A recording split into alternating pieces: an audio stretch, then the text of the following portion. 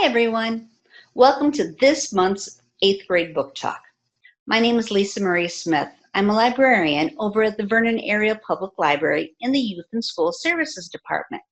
Today, Rebecca and I are here to tell you about two books that we really think that you're going to like.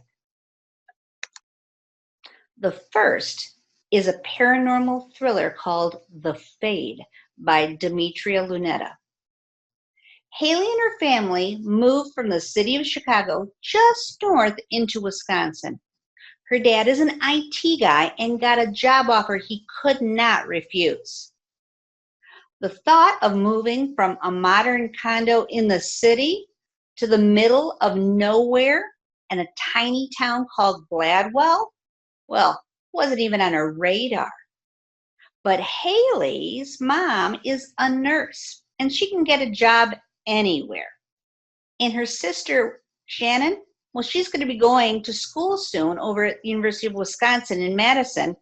So she was really overruled from the word get-go on this move.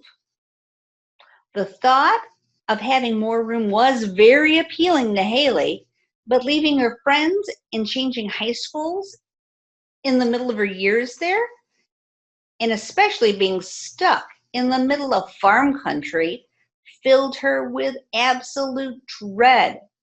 But she had no choice but to go along with her family. As soon as the girls get there, they feel like they've stepped into some sort of a time warp. The new house looks like it had just been dropped there from the 1970s. Not just on the outside, but the inside too. With its shag carpeting and its orange and lime green color scheme, no wonder her parents got a great deal on it. One of the reasons wasn't just because it was so outdated, but it had been sealed up for years and vacant. Nobody had lived there in who knows how long. Well, the basement, what a creepiness factor that had. Smell, must, mold everywhere. But with a little bit of cleaner and a lot of elbow grease, anything can be salvaged. It didn't stay yucky very long. Soon, Haley and Shannon meet some of her neighbors. Some are strange, like the man that lives next door. He was kind of weird. But luckily for them, on the other side, there seemed to be a very nice family. They've got two sons. One is a young boy with a very active imagination, and the older son is actually the same age as Haley, who will be going to school with her. Not long after that, they spread out and start meeting other local kids in the area. And they find out that there's a reason their house seems so strange. It seems as though 5 or maybe a few more years ago than that, there were 4 different high school girls that mysteriously disappeared from the town of Gladwell. In fact, the local papers dubbed them the Grabbed Girls of Gladwell. Not very creative, but that's the headline that they went with. One by one, they just disappeared and nobody ever saw them again. Some people thought that they probably just ran away from a tiny little town like Gladwell. Others were certain that they were murdered. Well, once Haley learned that, things started to make more sense to her. You know, the strange dreams that she'd been having since they moved in, and the mysterious glimpses of things around the house, and the sightings that she just could not explain. But what didn't make sense was nobody else in her family were seeing the things that she was seeing. It was only her. Why in the world was she the only one that had the feeling that something or someone wanted something from her? What would you do if your family moved into a haunted house? Would you brush the things off and not believe it all? Would you tell somebody about what was going on?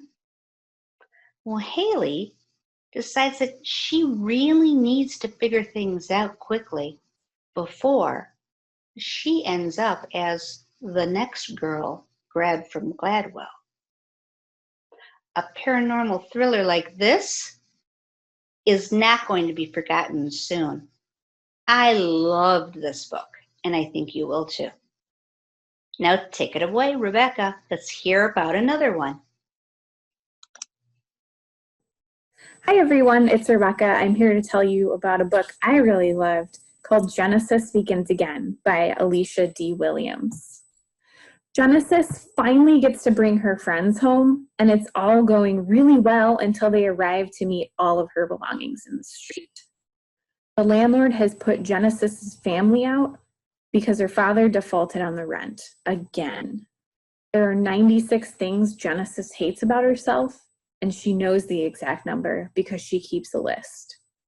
Things like her family is always being put out of their house, belongings laid out on the sidewalk for the world to see. Her dad is a gambling addict with a drinking problem who loses the rent money every month. And the fact that her skin is too dark. The worst part is that this time they don't have a place to stay. So Genesis and her mom have to stay with her grandma. It's not that Genesis doesn't like her grandma, but she and mom always fight. Genesis grapples with not being able to love herself, worsened by her father's verbal abuse and her grandmother's backward ideologies about skin color. However, things slowly begin to change when her family moves to an upscale white suburb, and Genesis starts to find her footing in an entirely new environment. Her new choir teacher says she has real talent, and she even encourages Genesis to join the talent show. Her new math tutor is helping her see that her self-worth shouldn't be defined by the color of her skin. Genesis is determined to fix her family, and she's willing to try anything to do so. She slowly begins to find strengths she's never suspected she possessed, friends who love and accept her, and a mentor who encourages her to let herself shine. These two books are both available in print at the library and as an ebook today. Vernon area cardholders can put it on hold for pickup at any time on our website at vapld.info or via our Vernon area library app. Or you can download the book on the Libby app with your Overdrive account. You can also check out other great recommendations on our website. See you next month.